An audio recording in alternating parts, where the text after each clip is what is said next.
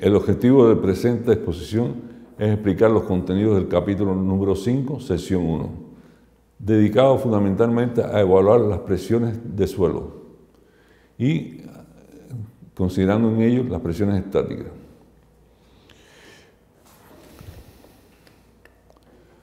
En este capítulo también se verán posteriormente, en otras sesiones, los empujes sísmicos y un taller de empuje sísmico en muro de contención.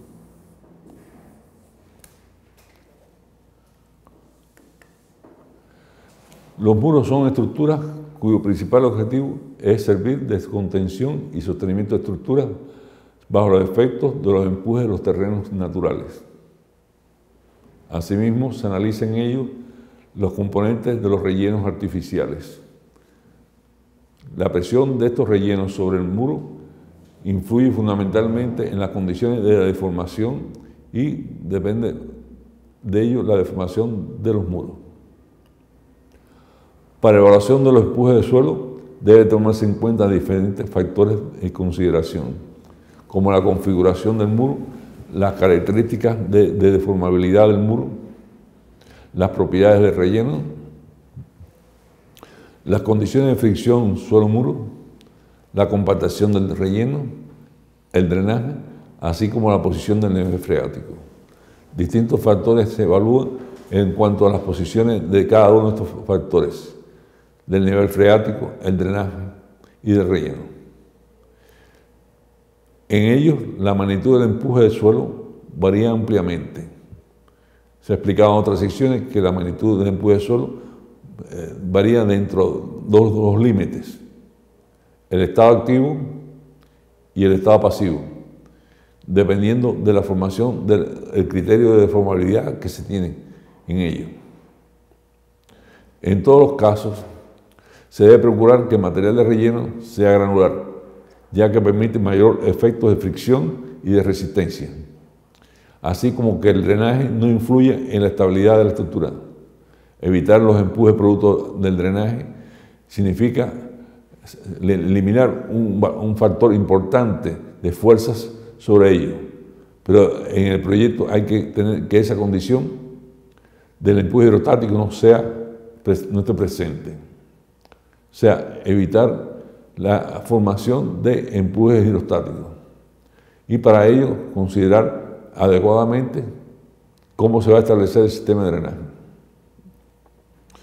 Luego, estos elementos son recordatorios para empezar a definir qué es lo que pasaría con las fuerzas que actúan sobre el muro. Las presiones laterales se evaluarán tomando en cuenta las siguientes componentes. ¿Por qué hablamos de presiones laterales? Porque normalmente ese es el objetivo del muro, contener el empuje lateral, el empuje y fuerzas laterales. Esas presiones laterales están condicionadas fundamentalmente a que actúan sobre la estabilidad del muro, donde están presentes también las cargas gravitacionales. La presión estática debido a esas cargas gravitacionales. La presión forzada están determinadas fundamentalmente por el desplazamiento del muro contra el relleno. Es decir, presiones que permiten que el muro influya sobre el relleno o no. Por otro lado, también hay que considerar otros efectos sobre las presiones que actúan sobre el muro, que es su influencia debido al sistema de empujes dinámicos, originado fundamentalmente por los efectos sísmicos sobre la estructura. Las presiones que el suelo ejerce sobre un muro aumentan básicamente cuando están en presencia de las presiones hidrostáticas. Las presiones hidrostáticas normalmente se asumen con un comportamiento lineal, ya que es un equilibrio hidrostático, las presiones verticales son iguales a horizontales y están en función de las alturas de relleno, en el cual dentro de ellas están influenciadas por el aumento de las presiones hidrostáticas. Luego, es decir, la presión hidrostática ejerce sobre el suelo una componente importante sobre el estado de deformabilidad de un muro.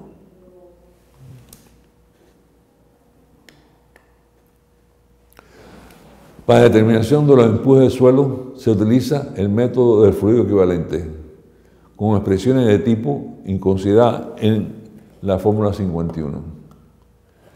La fórmula 51 influye que el empuje total sobre una estructura está en función del peso específico del material, de la altura del muro y del coeficiente de presión de tierra, K. Ese coeficiente de presión de tierra es una relación que existe entre el empuje horizontal, la presión horizontal y la presión vertical. Por lo tanto, el coeficiente de empuje de tierra K se define como una relación que permite definir concretamente cuál es el valor del empuje horizontal. Esta fórmula de empuje horizontal es el resultante de un gráfico de distribución lineal. O sea, un gráfico de distribución lineal donde está determinada fundamentalmente por la altura H, que es la altura del muro. La altura del muro y el peso específico del suelo contenido detrás de él son parámetros que es necesario definir en un proyecto. De forma tal que K está dado debido a las características del tipo de suelo. Hay varios tipos de calcular el empuje. Se supone que la fórmula K es una variable, en este caso, en función de las presiones horizontales y las presiones verticales. En función de cómo están correlacionados estos dos parámetros, la presión horizontal y la vertical, el valor de K adopta diferentes valores.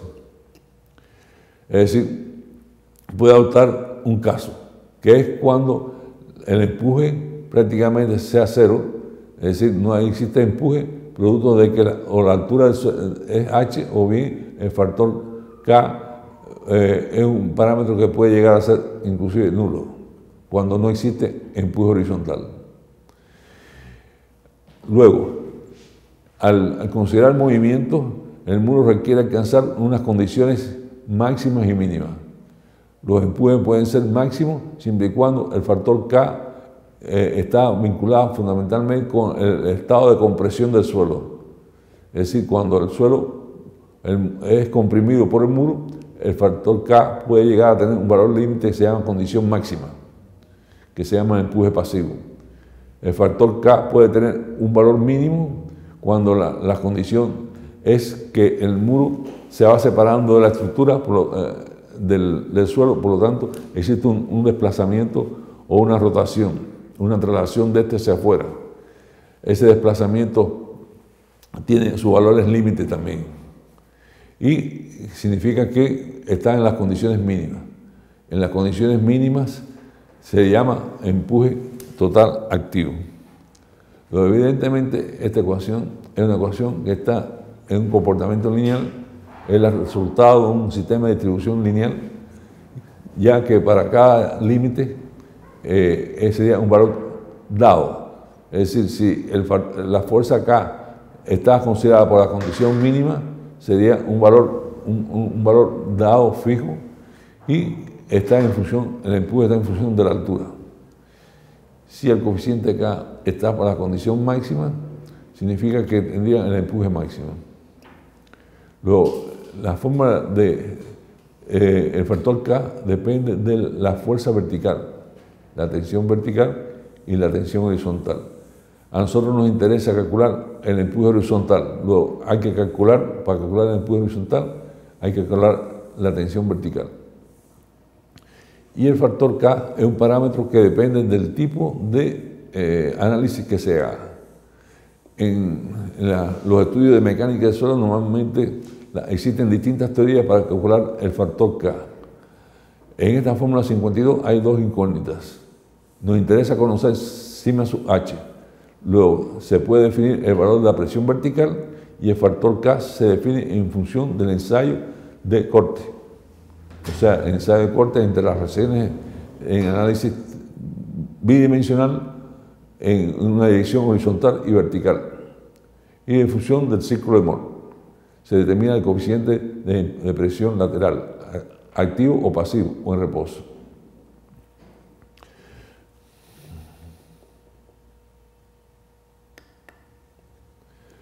En la tabla 4 se observan valores relativos a las deformaciones que pueden ocurrir en un muro. Y está correlacionado en función de los desplazamientos horizontales con la altura. Es decir, hay un movimiento relativo entre el desplazamiento horizontal y la altura del muro. Y estos valores K dan dos condicionales. ¿Cómo varía los desplazamientos horizontales con respecto a la altura del muro? Los desplazamientos horizontales del muro con respecto a la altura del muro. Los desplazamientos horizontales del muro con respecto tienen valores límites. En arena densa, en estado activo, es el 1 por 1000. En la condición límite máxima, que es el estado pasivo, es el 1 por 1000, el 1%. En la arena medianamente densa es el 2 por 1000, en el estado activo, y en el estado pasivo el 2%. En arena suelta el 4 por 1000 y en estado pasivo el 4%. En arcilla compacta el 1% y en el estado pasivo el 5%. Es decir, si uno compara un caso con respecto a otro, si las deformaciones activas y pasivas son mucho más superiores en deformación, básicamente en empuje activo se crean deformaciones mucho mayores que en el estado pasivo. Y ahí, vinculado con ello, estas relaciones de deformación pueden ser bastante significativas. Luego, ¿qué quiere decir esto? En el estado activo no puedo permitirme deformaciones grandes, ya que el muro se va separando de la estructura. En el estado pasivo me puedo llegar a permitir deformaciones mayores. El estado activo es una zona de separación del muro con respecto al relleno. Luego se supone que bajo esta condición no se permiten grandes desplazamientos.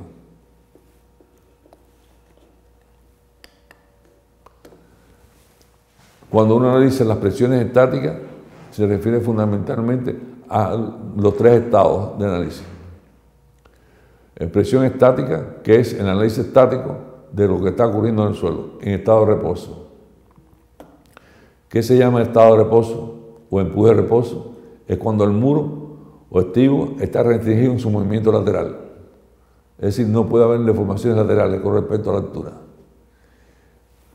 De la forma anterior, el estado de reposo significa que no puede haber desplazamiento lateral y este es un coeficiente que corresponde a la condición de reposo. Ese coeficiente significa que las presiones horizontales con respecto a vertical es una relación que se llama coeficiente de reposo K sub 0. Y ahí hay presiones horizontales debido a las presiones verticales y el coeficiente K sub 0 es otra incógnita. Es decir, para calcular la altura, la presión horizontal, necesitamos considerar en qué punto dentro de la masa del suelo nos encontramos. Y multiplicado por otro valor de K. Se tienen que definir estos dos parámetros para poder calcular la presión horizontal. Es decir, que la presión horizontal es una función de un valor de K sub 0, que es un valor definido para la condición de reposo, y sigma sub V, que es la presión vertical, está en función de la altura vertical en el punto de interés.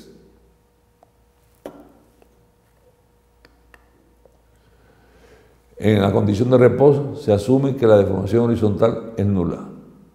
Es decir, que no hay movimiento lateral del muro. O sea, no alcanza la condición mínima activa ni la máxima. No hay movimiento lateral. Es una posición intermedia. Hay distintos métodos para calcular K sub 0. K sub 0. La fórmula expresada que K sub 0 es en función del ángulo de fricción interna, que es la fórmula de Cauchy. Y esta fórmula de Cauchy me permite calcular el valor de K sub 0 en función del ángulo de fricción interna del suelo.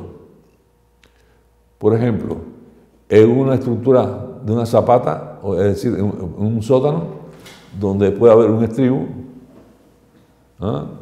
un sótano, no se permite empuje horizontal o desplazamiento horizontal.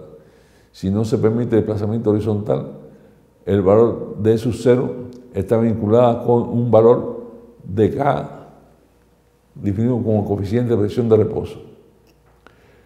Y este coeficiente de represión de reposo es la fórmula de Katy para definir cuál sería el empuje horizontal de reposo. Si uno aplica la ecuación general de esta condición, está dada en función de caso cero y de la altura. Es decir, son parámetros que es definido por el ángulo de fricción interna y también definido en función de la altura. Caso cero es un parámetro que depende del ángulo de fricción interna. Básicamente, el ángulo de fricción interna de este suelo, que se encuentra en el TRA2 de este muro. Este muro, por este tipo de estructura, se considera que no debe desplazarse, porque afecta estructuralmente toda una fundación que puede ser sótano de edificio, estacionamiento, etc. No debe deformarse. Pero esa es una condición de rigidez que uno se impone. Si se impone esta condición de rigidez, significa que las deformaciones aquí se asumen para una presión de reposo. No es condición mínima ni máxima, sino condición de reposo, donde el suelo no debe desplazarse. Pero sin embargo, en condición de reposo sí hay empuje horizontal, porque existe un coeficiente de empuje horizontal que es menor que 1, normalmente no es una condición hidrostática, o sea, si fuera una condición hidrostática el ángulo de fricción sería 0, luego 0 en 0 es 0, y en este caso quedaría caso 0 igual a 1, que es el caso de la presión hidrostática cuando los empujes horizontales son iguales a los verticales. Si el ángulo de fricción va aumentando, significa que este valor va disminuyendo, caso 0 va disminuyendo. El empuje de reposo va disminuyendo a medida que el ángulo de fricción va aumentando. Si es a 90 grados, prácticamente el 0 a 90 es 1, y significa que el caso 0 vale 0. Pero normalmente el ángulo de fricción de un suelo no es 90 grados, sino es aproximadamente 45 grados. Es decir, si es 45 grados, un seno de 45 menos 1 da un valor de caso 0. Luego, el valor de phi es un valor constante con la altura. Se supone que se asume constante si es un suelo completamente homogéneo. Puede haber suelos heterogéneos que estén formados por distintas capas de caso 0, o sea, formadas por distintos estratos, y por lo tanto, si cada uno de los estratos se valora un valor del empuje horizontal. Como caso 0 depende del ángulo de fricción, en este esquema el ángulo de fricción tiene que ser un valor constante. Si es un relleno, normalmente el relleno es homogéneo, pero puede ser un suelo existente, permanente o formado por varios estratos. Si está formado por varios estratos, el valor de caso 0 correspondía a cada uno de los estratos. Luego, al corresponder a cada uno de los estratos, significa básicamente que estamos considerando distintos tipos de empuje, de empuje de esos 0. No sería valor. Luego, esta es la parte de la fórmula más sencilla, donde caso 0 es definido en constante si phi es constante y h es la altura del muro completo. Luego el empuje horizontal es el resultante de un gráfico de distribución de presiones. Esa es la fuerza, es la presión unitaria por la altura del muro, ¿ah? Y aplicado en el centro de gravedad de un gráfico de distribución de presiones.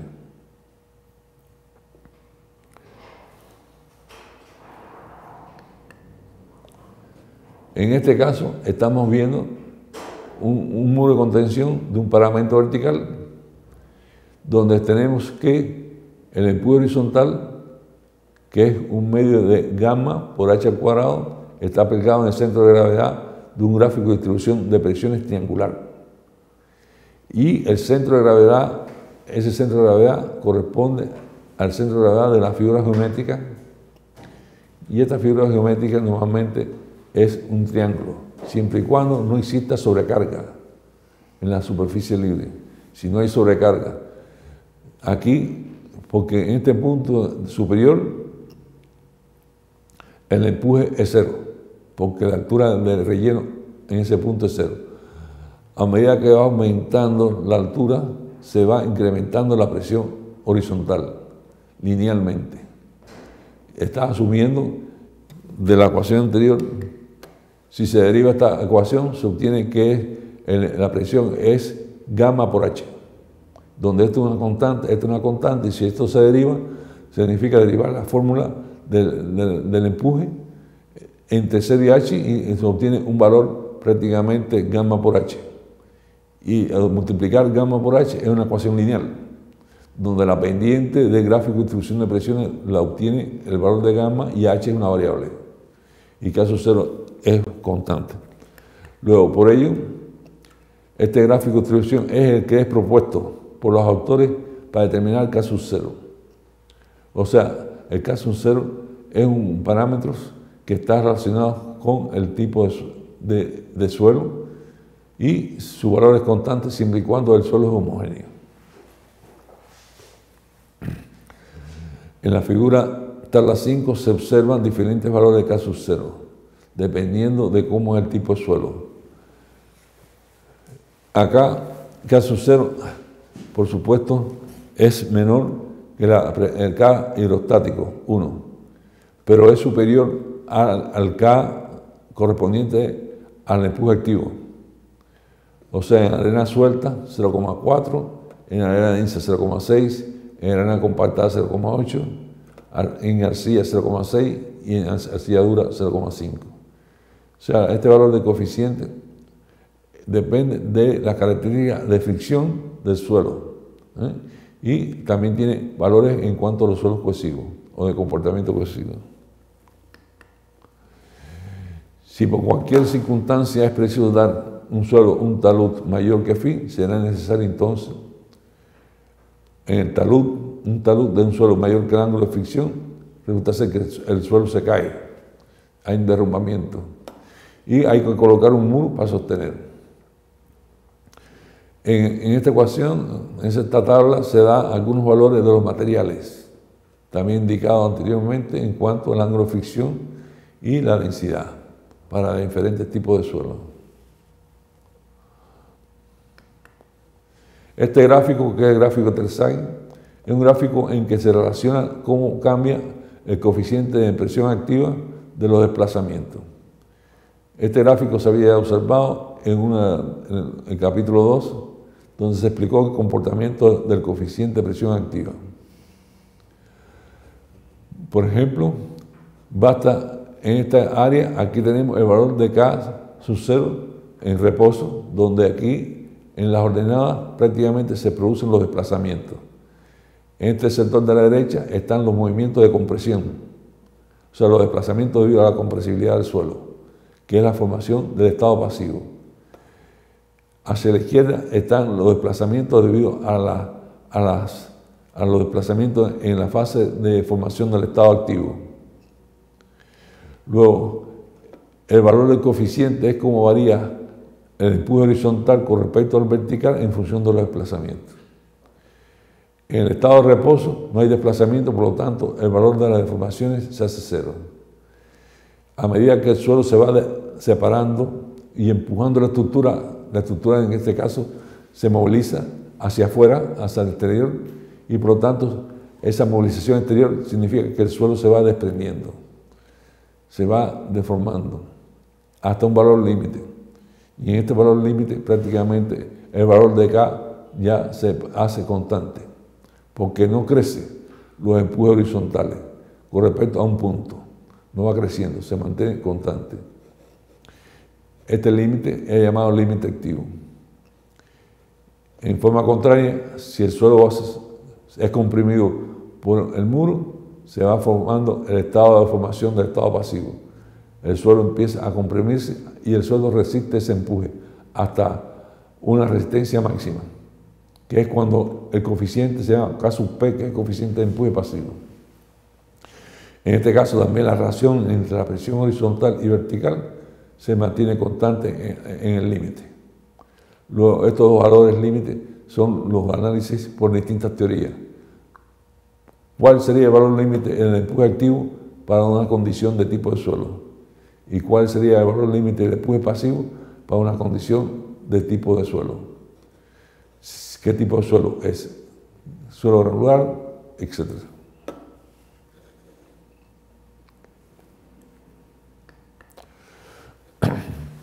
Cuando se forma el estado activo, que es la separación del muro, aquí tenemos un esquema de la formación del estado activo. El muro se vuelca o se desplaza hacia afuera, producto de esta cuña, que es la cuña prácticamente, son planos, el desprendimiento de la cuña de falla. Esa cuña de falla está considerada por planos de falla. Y esos planos de falla, en las teorías, está asumida para esta condición cuando esta superficie es una superficie horizontal y el paramento detrás del muro es vertical.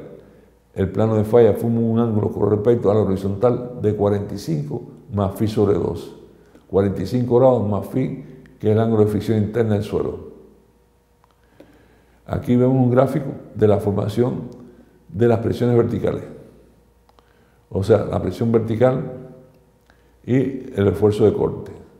Este gráfico es el círculo de Mohr, que la presión vertical sería prácticamente el valor de la presión en un punto dentro de la masa del suelo.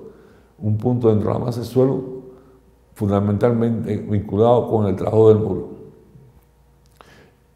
Un punto de la masa del suelo significa medir la componente del peso específico por la altura hasta una determinada distancia con respecto a la parte superior. Sigma vertical es igual al gamma por la altura, que es la presión conocida. ¿Qué necesita conocer? La presión horizontal, multiplicada por estos coeficientes. Luego, el coeficiente de presión horizontal me da la relación que hay entre la presión horizontal y la presión vertical. ¿En qué estado? En estado de rotura. ¿Cuándo ocurre el estado de rotura? Bueno, si la presión vertical es igual a la horizontal, esto sería un punto. A medida que va creciendo la altura del muro, o bien la presión vertical, por lo tanto va cambiando o disminuyendo las presiones horizontales. Es decir, que el gráfico es un círculo que va girando hacia la izquierda. Como acá, si va disminuyendo el empuje horizontal y mantengo constante la presión vertical, significa que las presiones horizontales van formando un gráfico de distribución de tensiones, que se llaman los círculos de Mohr. Ese gráfico de distribución de tensiones, hasta un momento, indica la relación que hay en la presión horizontal, que es K sub 0 por sigma sub B, o K por sigma sub B, da la magnitud de la presión horizontal. Es decir, que a la derecha tenemos la presión vertical en un punto, y a medida que el muro se va desplazando hacia la izquierda, el suelo se va separando, o sea, se va produciendo la disminución de las presiones horizontales. Si las presiones horizontales van disminuyendo, quiere decir que el coeficiente sigma sub B y sigma sub H no están en el mismo punto, sino sigma sub H va desplazándose. Luego en este eje horizontal están medidas dos tensiones, las tensiones verticales y las tensiones horizontales. Y en el eje vertical está medido el esfuerzo de corte. Aquí da la ecuación de Mohr-Coulomb, el círculo de Mohr con la ecuación de Coulomb. Entonces se van formando las cuñas, la superficie de cambio de las tensiones, que van reduciéndose hasta un límite. ¿Cuál sería el límite? Cuando falla. Y cuando falla, la tangente del envolvente da la magnitud del esfuerzo de corte. O sea que hay un esfuerzo de corte que está dado por el valor de sigma. Y está dado en la ecuación de Mohr-Coulomb de falla. Y el ángulo que forma el plano de la superficie del envolvente de falla es en el momento en que la superficie en el plano de falla o el envolvente de falla es tangente al estado tensional en la rotura. Entonces da una curva, un círculo que son las correlaciones que existen entre las transferencias de carga entre corte y rotura. Y se asume que la tensión de rotura está en este punto, donde el envolvente de falla es tangente al círculo de Mohr para esas condiciones. ¿Cuándo falla? Cuando se pone un plano prácticamente un ángulo de 45 más phi sobre 2. y este se llama plano de falla. O sea, plano donde para estas condiciones va a fallar el suelo. Entonces, hay distintas fórmulas para calcular el casus cero. Hay fórmulas geométricas que a partir del valor de las tensiones verticales pueden calcular el valor de casus cero.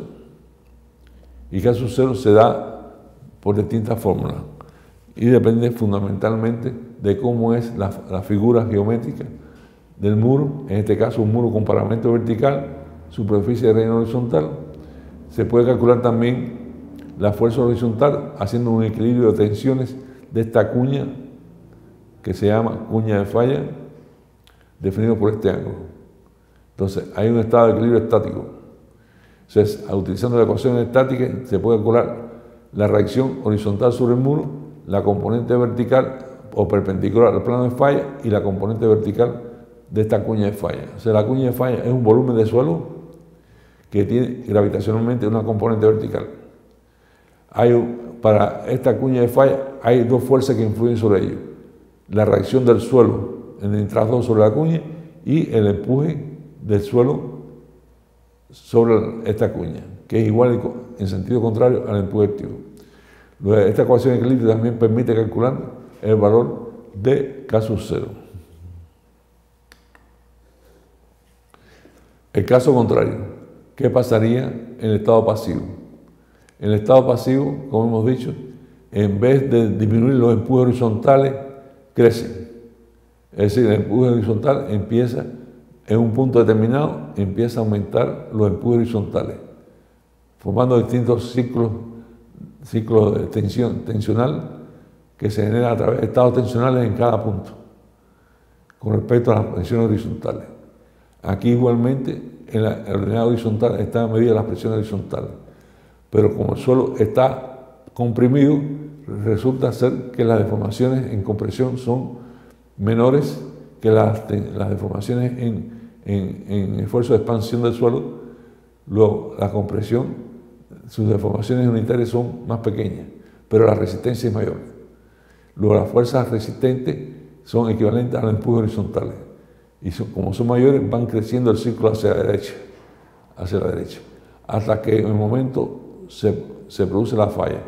En el momento que se produce la falla, se observa una superficie de falla dentro del suelo, que por supuesto esta superficie de falla se obtuvo en el análisis laboratorio, o sea, en el ensayo laboratorio, porque es difícil definir la superficie de falla en condiciones naturales, ¿no? Entonces estamos dentro de la masa del suelo. Luego, este esquema es derivado fundamentalmente del comportamiento de la superficie de falla, que prácticamente se asume como una superficie, en este caso, plana, aunque puede haber superficie de falla de otra forma.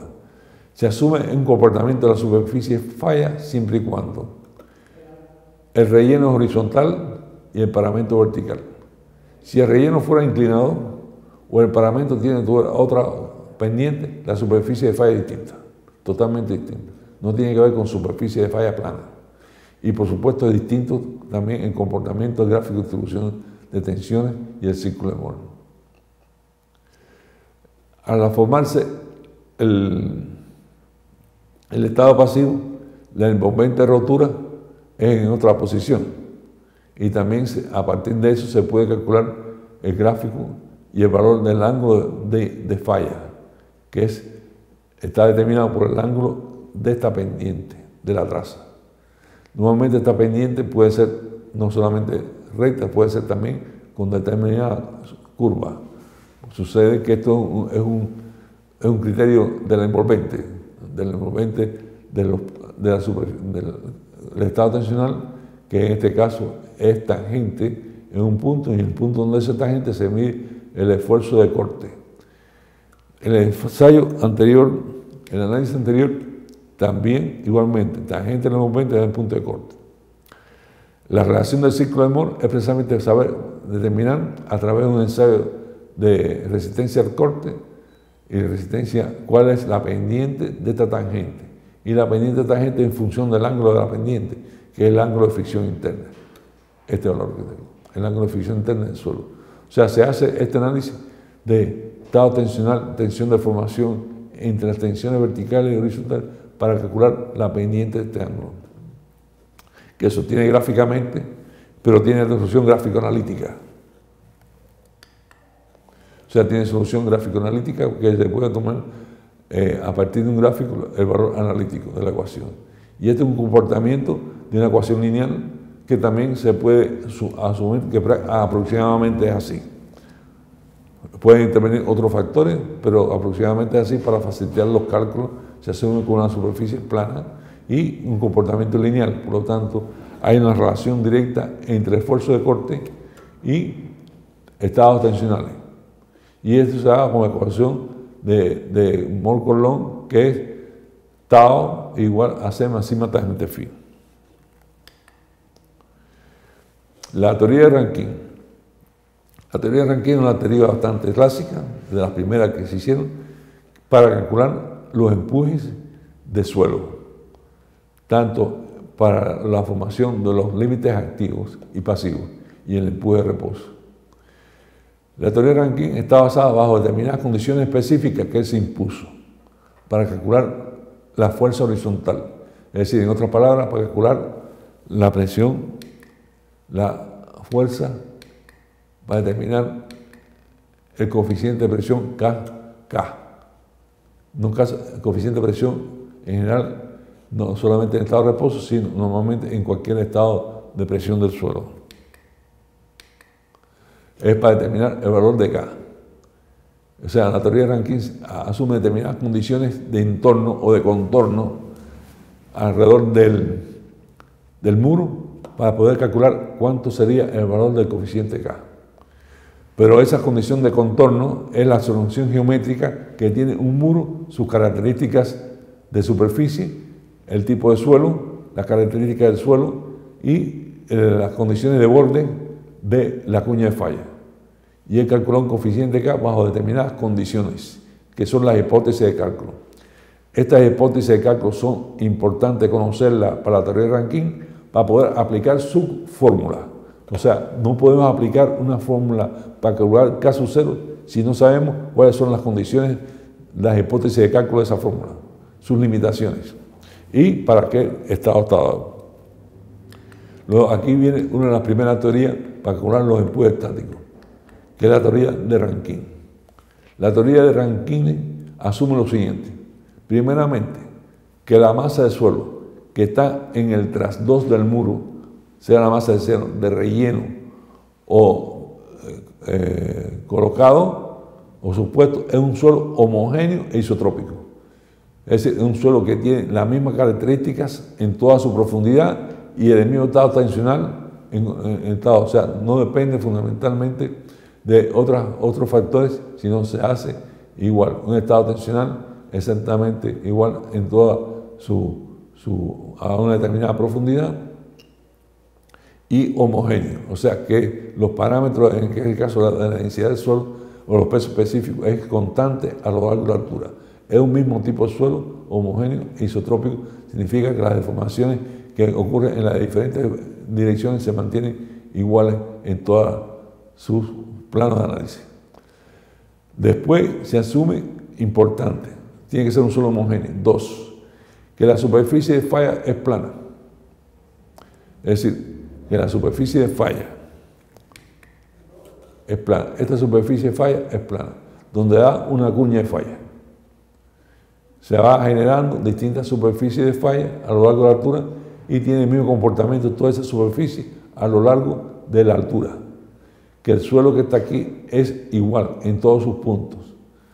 Y en estado activo sucede lo mismo, que la superficie de falla es plana. Que todo el comportamiento en todos sus elementos, en el caso de este suelo homogéneo, es semejante en función de la altura y que genera un plano de falla y la envolvente de falla definida a través de esta superficie de falla. Quiere decir también que la superficie libre es horizontal y el trasdós del muro es vertical.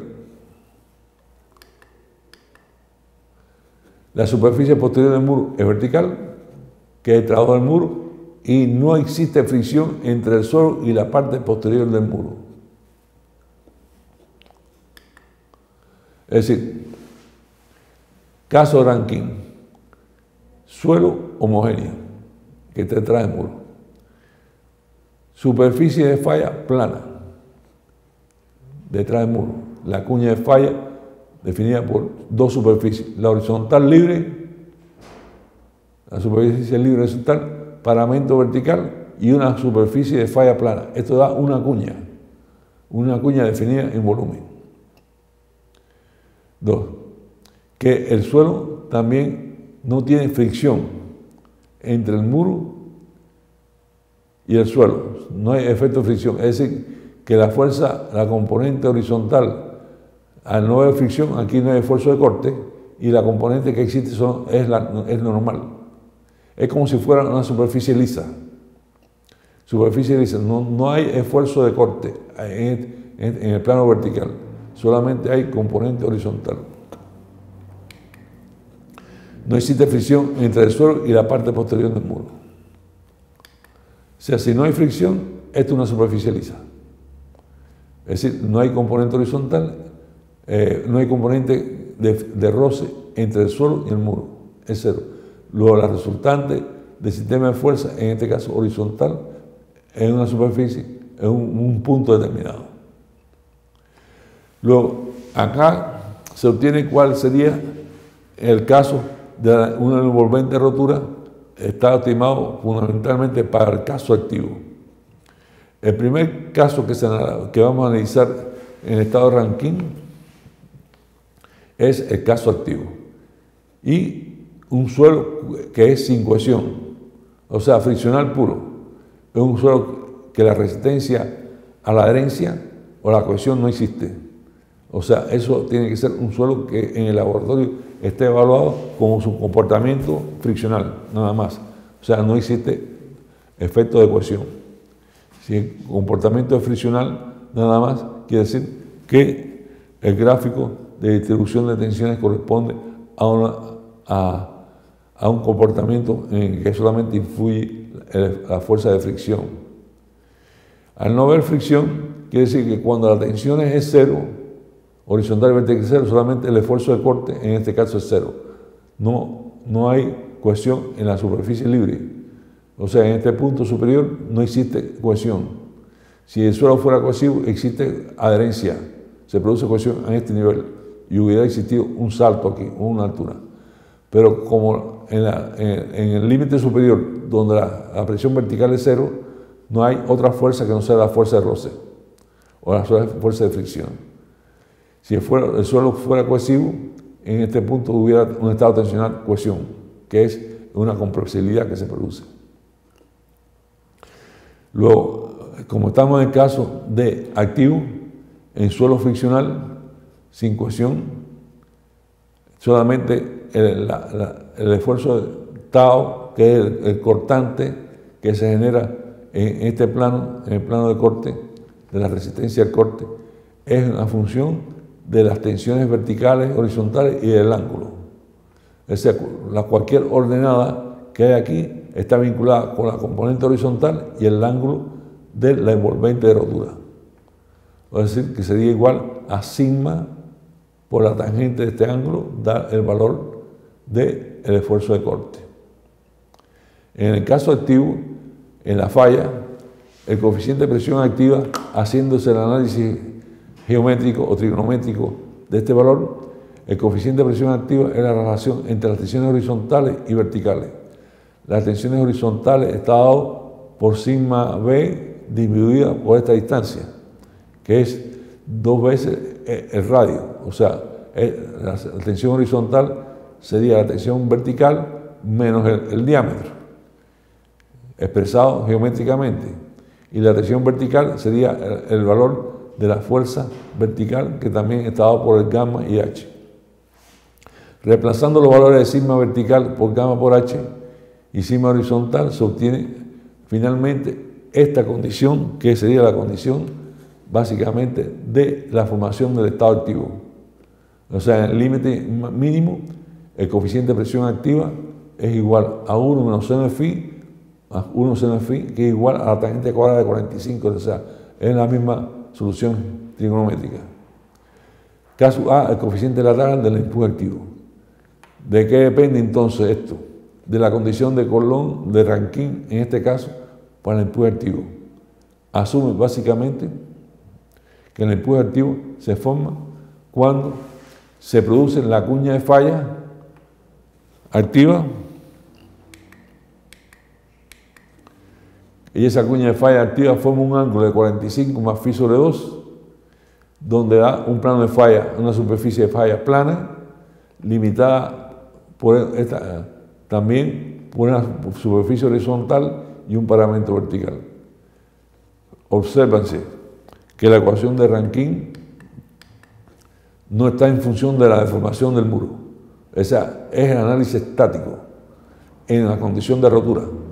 No aparece en su propuesta un coeficiente que depende del estado de tensión de formación. No está considerado en ella la deformación del suelo. Al menos así se encuentra en la literatura.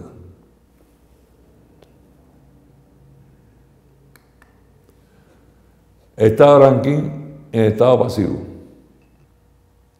Igualmente en este caso pasivo, las condiciones de estabilidad es la formación analizada igualmente para suelo friccional sin cohesión, donde el coeficiente de cohesión o la tensión de cohesión es 0. La propuesta de Rankine resulta ser también semejante al caso activo, pero ya bajo las condiciones de otro estado tensional.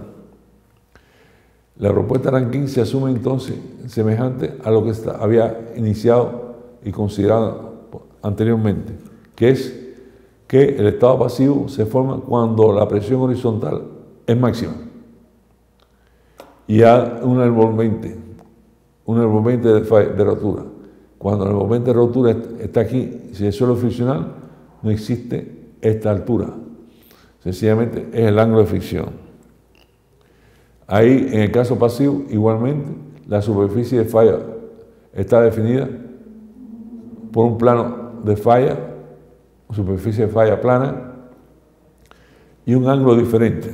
El ángulo sería, en este caso, 45 menos phi sobre 2. En el estado activo es otro ángulo, 45 más phi sobre 2. En el estado pasivo es 45 menos phi sobre 2. Luego, esta cuña es mayor, porque este ángulo de plano de falla es menor. Y si estamos en un mismo tipo de suelo con una altura igual y horizontal, esta cuña de falla tiene una masa mayor. Y ese empuje significa que esa masa tiene una cantidad un valor mucho más superior que el estado activo. Se asume que el estado pasivo de Rankine, el valor del coeficiente, se asume que el valor del coeficiente de empuje activo es 1 más seno de phi, 1 seno de phi igual a este ángulo, es decir, un coeficiente mucho más grande. Este valor de este coeficiente es inverso al considerado estado activo. Es decir, en el estado activo habíamos planteado una superficie de falla más pequeña con un ángulo con respecto horizontal mayor. En el estado pasivo, la superficie de falla plana también, pero un ángulo con respecto horizontal menor. Estos coeficientes significan que hay una relación entre ellos importante, que prácticamente puede tener valores, como se había indicado, de 10 veces hasta 5 veces mayor. Es decir, si en este caso, por ejemplo, si reemplazamos este valor por un 30 grados, seno de 30 0,5 da 0,5, 1.5, entre 0,5 es 3. Si asumimos el caso inverso del empuje activo, sería el inverso, en vez de ser 3, 0,33. Es decir, son 10 veces mayor el coeficiente de empuje pasivo, en el caso de este ángulo de 30 grados, que el coeficiente de empuje activo. Las limitaciones de Rankine son importantes considerarlas. En el caso de la aplicación de la fórmula de Rankine en suelos cohesivos. En suelos cohesivos sucede de la cohesión e independientemente de la altura del suelo. Existe cohesión porque es un efecto de la interrelación, de la fuerza atractiva intermolecular entre grano y grano. Y esa resistencia es una componente que depende fundamentalmente de las propiedades físico-mecánicas, en este caso del suelo cohesivo. Luego, la fórmula no depende de la cohesión. Existe que a nivel de la superficie del suelo, de un muro, en la misma superficie del suelo hay una componente de esfuerzo a la compresión. Es decir, este signo negativo quiere decir que hay tensiones hacia adentro. En vez de empujes afuera, hay tensiones hacia adentro, o sea, compresibilidad del suelo por la fuerza de cohesión. O sea, las tensiones generadas por la fuerza de fricción con la altura van creciendo. Sin embargo, la cohesión es un parámetro constante, no depende de la altura y permanece constante la cohesión porque estos dos parámetros del empuje activo y de la cohesión son parámetros constantes. Estamos analizando, recuerden que es un suelo homogéneo, o sea que C es igual a lo largo de la altura. Si C es igual a lo largo de la altura, que existe esta condición de distribución de tensiones rectangular, es constante. A lo largo de la altura no depende de la presión de la altura. Sin embargo, en esta fórmula, sigma vertical sí es la tensión que corresponde a una distribución lineal que varía. Sigma vertical es el valor del gamma del suelo por altura, si depende de H. Las tensiones, entonces, cuando hay suelos cohesivos, la cohesión reduce los empujes horizontales, motivado por el esfuerzo de las presiones del suelo. Las tensiones se reducen y se obtiene un gráfico equivalente al que aparece en la figura acá. Esto es para el estado activo. En el estado pasivo, como la cohesión es una fuerza de compresibilidad hacia el suelo, se aumenta. En el estado pasivo sucede todo el proceso inverso. La presión son presiones de compresión. Y al existir presiones de compresión, el gráfico de distribución también es mayor debido a la componente del suelo. Va creciendo el gráfico de distribución de presiones con la altura. Pero esta gráfico de distribución de presiones no es una componente hacia afuera, o sea, no es empujando el muro hacia afuera, sino al contrario. El muro comprime el suelo, por lo tanto, la fórmula, las tensiones es hacia adentro, empujando el suelo, comprimiendo el suelo. Y a eso había que sumarle la compresión de la cohesión. Es decir, que el gráfico de distribución de presiones es mayor, mucho mayor. Luego, en la fórmula de Rankine se obtiene que las tensiones horizontales debido al empuje activo, cuando hay suelos cohesivos, la cohesión se reduce. La cohesión reduce el empuje horizontal debido a la presencia de suelos cohesivos. Y cuando es pasivo, las presiones se aumentan debido al efecto de la cohesión. Esta fórmula que está aquí es una fórmula de presiones. Esta es una fórmula lineal de distribución de presiones. Es una fórmula lineal. Es decir, tiene una componente variable con altura, sigma B variable con altura, y después está constante. Luego un gráfico de distribución lineal. Aquí en este gráfico puede suceder de que es el estado activo. El estado activo, los empujes van del suelo solamente por la componente vertical van hacia afuera, más la compresión va hacia adentro. Puede haber un gráfico resultante. El gráfico resultante puede ser que hay un punto determinado donde estas tensiones son diferentes en una dirección y otra, y puede haber un gráfico donde en un punto determinado las tensiones resultantes se hacen cero. Si se hacen cero, significa que esta altura que está aquí, el suelo está desconectado del muro. O sea, el muro está separado a una determinada profundidad por efecto de la cohesión. Eso se llama altura efectiva o profundidad efectiva, donde hay un punto determinado donde el estado tensional se anula. Sin embargo, de esta altura hacia arriba, los estados tensionales son de separación. Las tensiones resultantes son negativas. Es decir, si las tensiones resultantes son negativas, el muro está separado del suelo. y pueden generarse en este punto grietas debido al efecto de la ecuación. Y en punto donde es cero. En el estado pasivo sucede entonces todo lo contrario. Hay incrementos de compresibilidad debido a la cohesión, más la cohesión debido a la presión vertical que también se hace en ese punto cero.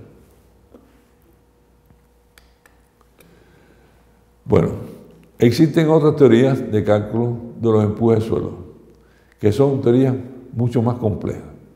La complejidad de esta teoría, que son el método de Coulomb, se refiere fundamentalmente a que se plantea en ellos buscar una alternativa para resolver otros problemas más complejos.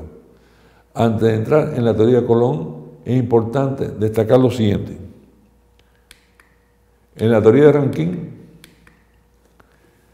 que es la primera que se plantea, se asume el suelo homogéneo e isotrópico. Bueno, en la teoría de la aplicación de la teoría de Coulomb de Rankine puede ser también definido cuando el suelo tiene varios estratos. O sea, el suelo está compuesto por diferentes estratos. Si el suelo está confundido por diferentes estratos, se puede aplicar la teoría de Rankine asumiendo resultantes por cada uno de los estratos. Esto no se explicó, pero es una aplicación. Es como poder aplicar la teoría de Rankine cuando uno tiene un relleno vertical, por ejemplo, un muro donde el relleno en el trasfondo del muro es por varios estratos. Si está formado por varios estratos, se puede aplicar la teoría de Rankine, pero para cada uno de los estratos. Para cada uno de los estratos con diferentes valores de phi y altura. Se puede aplicar el criterio para calcular el empuje de Rankine. Es decir, ya es una aplicación de la fórmula Rankine cuando el suelo es homogéneo, pero no todo es del mismo suelo, sino está configurado por varios estratos. El otro tema, como comentario, es la superficie de falla plana. Bueno, no necesariamente la superficie de falla plana. La superficie de falla es plana para las condiciones de borde que se asumió en este caso. Superficie de falla plana cuando el muro es vertical y el relleno es horizontal. Y el muro se supone que no se desplaza, o si se desplaza paralelamente. Y también cuando el suelo en el trabajo del muro no hay fricción. Y la parte posterior del muro no hay fricción. Esta teoría es bastante limitante. Es muy limitante porque plantea una serie de condicionales de que normalmente en la práctica, en la actualidad, no ocurre. O sea, hay mucha superficie de falla de terreno que no es homogéneo, que no es isotrópico, que la superficie posterior del muro es inclinada o es fracturada por varias secciones, que implica que el relleno horizontal no es tal, sino es inclinado, y que por lo tanto pueden llegar a aparecer en el trabajo del muro fricción. Entonces, estas limitaciones hicieron que necesariamente tuvieron que empezarse a trabajar con estas teorías, que normalmente es la teoría de condiciones más complejas. Estas condiciones más complejas significa que analizar básicamente terrenos inclinados, en trabajo, superficie vertical, el trabajo de muro con una superficie inclinada, suelo heterogéneo, forma del prisma diferente, tanto de empuje activo como pasivo, fricción entre la pared del muro y formas geométricas mucho más complejas. Ahí aparecieron otras teorías que serán analizadas en la próxima sección. Entonces, en esta sección hemos visto las bases fundamentales del comportamiento, diríamos nosotros, de las presiones que van apareciendo, cómo se analizan las condiciones básicas preliminares a través de la aplicación de la teoría de Rankine, cómo se forma el estado activo, el estado pasivo y también qué valor adquiere como potencialmente el coeficiente de presión activa. Al tratar de complejizar o figuras más complejas ya aparecen otras teorías que veremos en la próxima sección 2 de este capítulo.